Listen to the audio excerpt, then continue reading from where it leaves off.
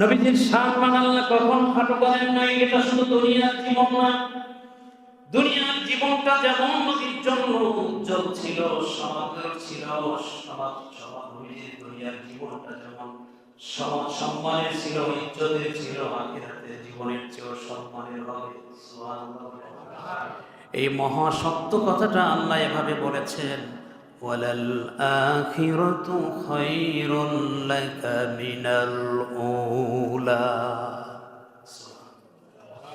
হাবিব, হে আমার বন্ধু মুহাম্মদ সাল্লাল্লাহু আলাইহি ওয়াসাল্লাম, আপনার দুনিয়ার জীবনের চেয়ে আখিরাতের জীবন আরো উত্তম।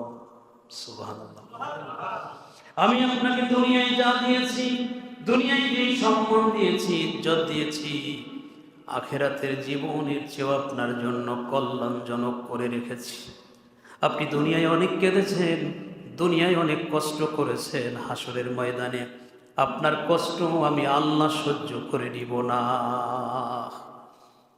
দুনিয়ায় আপনি আপনার উম্মতের জন্য কেঁদেছেন, দুনিয়ায় আপনি আপনার উম্মতের জন্য চোখের পানি ছেড়ে ছেড়ে আমি আল্লাহর কাছে রোনাজারি করেছেন। এরপরে অনেক জায়গায় আপনার কষ্ট দুনিয়ার জীবনে থেকে গেছিল, কিন্তু আমি আপনার সুসংবাদ শোনাই দিচ্ছি, আপনার দুনিয়ার জীবনে আপনি যতটুকু কষ্ট করেছেন, আখিরাতের দিনে আমি আপনাকে আদৌ কোনো কষ্ট দিব না। আমি আপনাকে বলবো ফাশফা লিমান শিতা, আপনি আজকে দিনে আপনার উম্মতদের মধ্য হতে যাকে ইচ্ছে ইচ্ছে সুপারিশ করে জান্নাতে নেন। আপনার একটা সুপারিশও আমি আখিরাতের দিনে ক্যান্সেল করব না। যাওয়ার পক্ষে আপনি শাফাত করবেন, আমি তার জন্যই আপনার সুপারিশ মঞ্জুর করব। সুবহানাল্লাহ। এখন সেই ময়দানে নবীজির শাফাত প্রাপ্তির জন্য আপনাকে আমাকে অবশ্যই সেই পরিমাণ দিলে নবীজির প্রেম ভালোবাসা থাকা লাগবে। নবীজি যে আপনাকে চিনবেন, আমাকে চিনবেন, চেনার জন্যে অবশ্যই নবীজির প্রেম আর ভালোবাসা দিলের মধ্যে স্থান দিতে হবে। যদি নবীজির প্রেম থাকে, নবীজির প্রতি আপনার সম্পর্ক থাকে, কিয়ামতের ময়দানে নবী আপনাকে চিনবেন, আপনাকে সুপারিশ করবেন। কথা বলেন ঠিক কিনা? এজন্য আল্লাহর হাবিব রাসূল পাক সাল্লাল্লাহু আলাইহি ওয়াসাল্লামের প্রতি আমাদের সেরকম মহব্বত অর্জন করতে হবে। যদি সেই মহব্বত আমরা অর্জন করতে পারি, কিয়ামতের দিন আমাদের প্রিয় নবীজি আমাদের ছেড়ে জান্নাতে যাবেন না। আমাদের পক্ষে যদি নবীজি সুপারিশ করেন, আল্লাহ রাযা হবে হাসরের ময়দানে। আপনি যদি কোনো উম্মতের পক্ষে সুপারিশ করেন, আপনার সুপারিশ আমি আল্লাহ কর্তন করব না। যাকে মন চাইবে তাকেই সুপারিশ করবেন, আর আমি আপনার সমস্ত সুপারিশ কিয়ামতের দিন মঞ্জুর করব। কিন্তু সুপারিশ পাবে কারা? নবীজির প্রতি বিদ্বেষ রাখা তারা পাবে। নবীজিকে নিজের মতো মনে করলে তারা শাফাত পাবে না। নবীকে নিজের ভাই মনে করলে তারা শাফাত পাবে না। নবীকে নিজের মতো করে যদি মনে করেন, শাফাত এত সহজ হবে না। নবী পাক সাল্লাল্লাহু আলাইহি ওয়াসাল্লামের কলিজার টুকরা সাহাবী শ্বশুর হযরত আবু বকর সিদ্দিক রাদিয়াল্লাহু তাআলা আনহুকে লক্ষ্য করে নবীজি বলছেন, তুমি আমি নবীকে চিনি না। নবী আমার বলেন, ইয়া আবা বকরিন ওয়াল্লাযী বাসানি বিল হাক্কি লাম্মা ওয়াল্লাযী বাসানি বিল হাক্কি লাম ইয়ালামনি হাকীকাতান গায়রা রাব্বি। সুবহানাল্লাহ বলেন। নবী আমার বলেন, রে আবু বকর, ওই আল্লাহর কসম যে আল্লাহর কুদরতি হাতে আমার প্রাণ, আমি ওই আল্লাহর কসম খেয়ে বলি, শোনো, তোমার নবীর এমন মর্যাদা, তোমার নবীর হাকিকি মর্যাদা দুনিয়ায় তুমি তো দূরের কথা, আমার আবু বকর তো দূরের কথা, আমার উম্মত আদৌ জানে না। আমার সেই হাকিকি মর্যাদা কেবলমাত্র জগৎ সমূহের সৃষ্টিকর্তা আল্লাহ জানেন।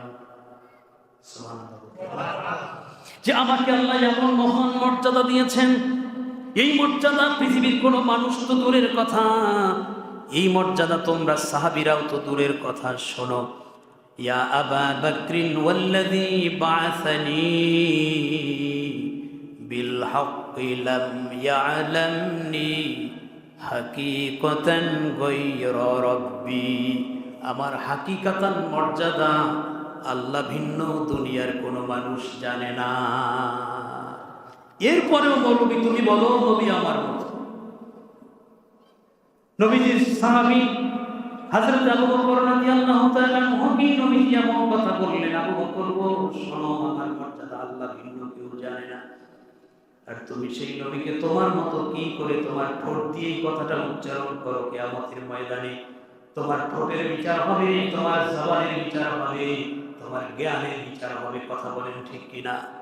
মিজানের পাল্লায় তোমার এই জ্ঞানের হিসাব দিতে হবে, তোমার এই বাগ্মিতা, তোমার এই বক্তব্যের হিসাব পরিপূর্ণ আল্লাহর কাছে দিতে হবে। আমার নবীজির শান মান এতটা আল্লাহ বাড়াই দিয়েছেন, নবীজির নিজের বক্তব্য থেকেই স্পষ্ট যে আমার শান মান, আমার ইজ্জত, আমার হাকিকি মর্যাদা আল্লাহ পাক রব্বুল আলামিন জানেন, দুনিয়ার কোনো মানুষ জানে না। সুবহানাল্লাহ বলেন। আমরা সেই নবীর উম্মত।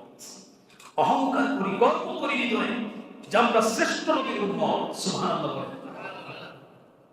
আমরা শ্রেষ্ঠ নবীর উম্মত, সবচেয়ে বেশি মর্যাদা প্রাপ্ত নবী যিনি, তার উম্মত করেছেন আল্লাহ আমাকে আপনাকে। খুশি না বেজার বলে? মুসা আলাইহিস সালাম নবীজির উম্মত হতে চেয়েছিলেন, আল্লাহ নাকচ করেছেন। ঈসা নবী দোয়া করেছেন, আল্লাহ কবুল করেছেন। সুবহানাল্লাহ বলেন।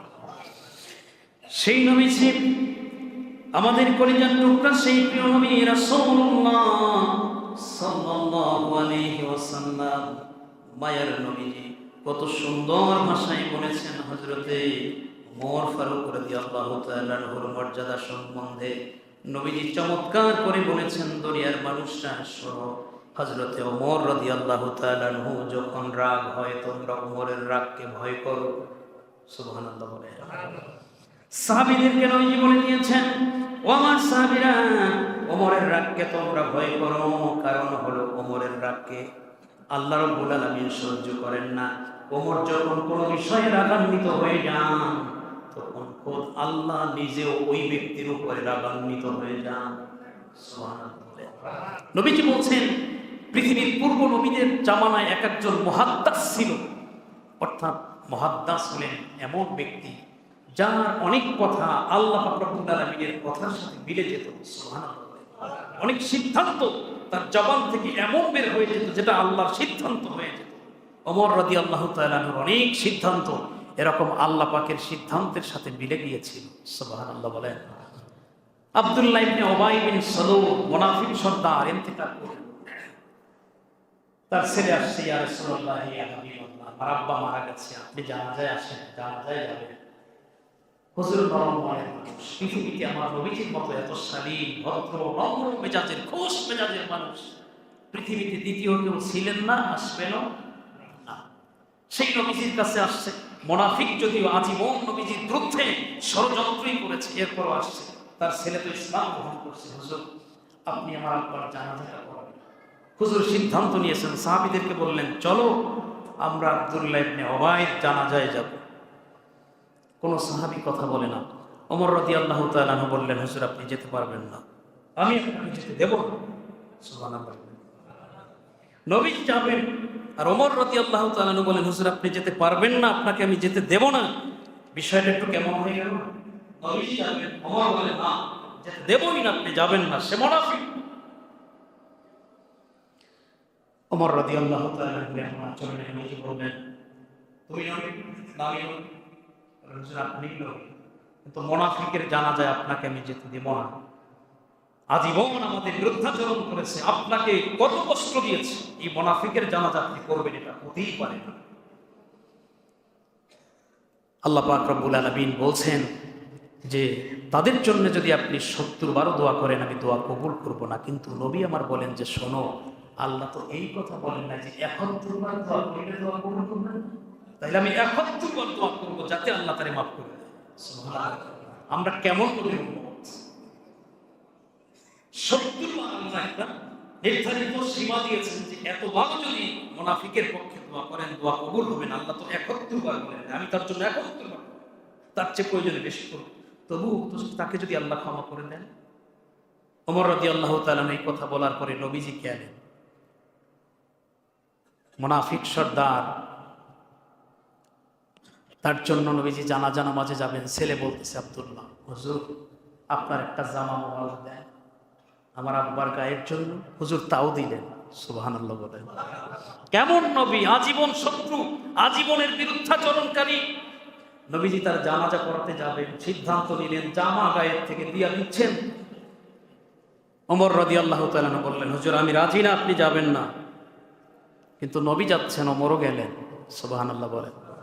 জানাজাও পড়ালেন। জানাজা নামাজ শেষ, জিবরিল আমিন এসে হাজির।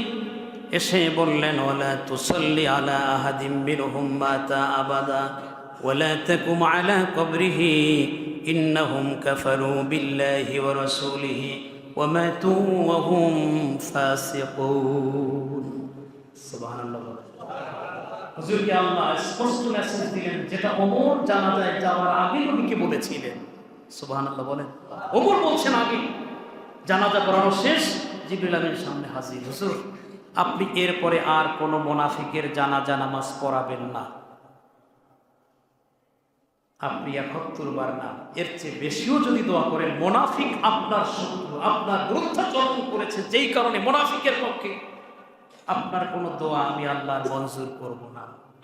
ওদেরকে সিদ্ধান্ত অনুযায়ী জাহান্নামে দিব, এইটাই আল্লাহর সিদ্ধান্ত। তবে আপনি তাদের জন্য আর দোয়া করবেন সিদ্ধান্ত এইটা ওমর রাদিয়াল্লাহু তাআলার সিদ্ধান্ত। আল্লাহ সেই ভাষায় কোরআন নাযিল করেছেন। সুবহানাল্লাহ বলেন। শুধু তাই না, আল্লাহ বলে দিয়েছেন, হাবিব আপনি এর পরে কখনো তাদের কবরের পাশে গিয়েও দাঁড়াবেন না। জানাজা তো করবেন না, কবরের পাশে দিয়ে যখন যাবেন একটু দাঁড়াবেন। ওদের জন্য সমবেদনা প্রকাশ করার আপনার কোনো প্রয়োজন নাই। সুবহানাল্লাহ বলেন। নবীজি এতটা উদার, এতটা মহান চরিত্রের। সুবহানাল্লাহ বলেন। আমরা সেই নবীজির উম্মত। আর সেই নবীজি হযরত ওমর ফারুক রাদিয়াল্লাহু তাআলা আনহু সম্বন্ধে বলেছেন, আনা মদিনাতুশ শুজাআ ওয়া উমারু বাবুহা, আমি হলাম বীরত্বের শহর, আর ওই শহরের দরজা হযরত ওমর রাদিয়াল্লাহু তাআলা আনহু। সুবহানাল্লাহ বলেন। কঠোর। অথচ আবার নবীজি বলছেন, হে ওমর ইন্নাশ শাইতানা লা ইয়াখাফু মিনকা ইয়া ওমর, ওমর নিশ্চয়ই শয়তান তোমারে ভয় পায়। সুবহানাল্লাহ।